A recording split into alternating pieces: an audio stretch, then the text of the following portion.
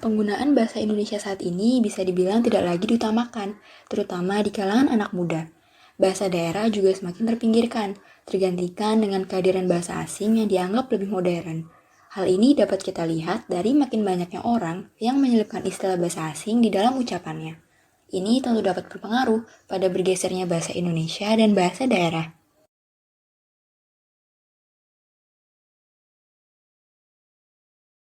Maraknya penggunaan bahasa gaul atau slang di kalangan remaja juga membuat eksistensi bahasa Indonesia menjadi menurun.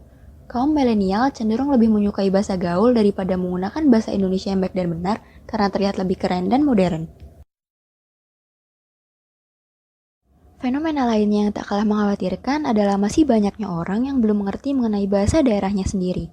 Para orang tua tidak lagi menekankan penggunaan bahasa daerah di lingkungan keluarga, sehingga bahasa daerah seperti terlupakan begitu saja. Fakta pun menunjukkan, hingga Oktober 2019, jumlah bahasa daerah yang teridentifikasi mencapai 718 bahasa. Namun terdapat 6 bahasa daerah yang berstatus kritis, 25 bahasa daerah terancam punah, dan 11 bahasa daerah yang telah punah. Tidak menutup kemungkinan bahwa angka itu akan terus bertambah seiring menurunnya penutur bahasa daerah di Indonesia. Adanya arus globalisasi dan teknologi yang masuk ke Indonesia menjadi salah satu penyebab terjadinya pergeseran bahasa, baik itu bahasa Indonesia maupun bahasa daerah. Sosial media seperti Instagram, Twitter, Telegram, dan Facebook yang saat ini banyak digandrungi kaum milenial juga memberikan pengaruh yang signifikan karena terdapat kontak langsung antara bahasa asing dengan bahasa Indonesia. Karena itulah, kita sebagai masyarakat Indonesia harus selalu ingat untuk menggunakan bahasa Indonesia di kehidupan sehari-hari, tak melupakan bahasa daerah, namun tetap menguasai bahasa asing, sesuai dengan kebijakan Trigatra Bangun Bahasa, yaitu pengutamaan bahasa Indonesia, pelestarian bahasa daerah, dan penguasaan bahasa asing.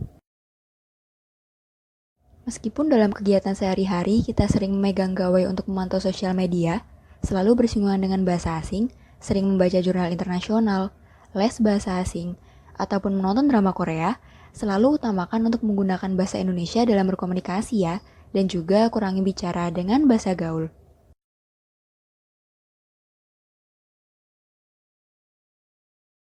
Untuk mempertahankan bahasa daerah merupakan tanggung jawab kita semua untuk turut memelihara dan mempertahankan bahasa daerah. Karena kalau bukan kita, siapa lagi?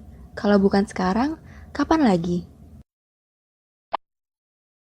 Mempelajari bahasa asing memang tidak ada salahnya, karena merupakan tuntutan zaman agar dapat berkomunikasi dengan orang lain dari berbagai negara. Namun, bukan berarti kita harus melupakan bahasa Indonesia dan bahasa daerah.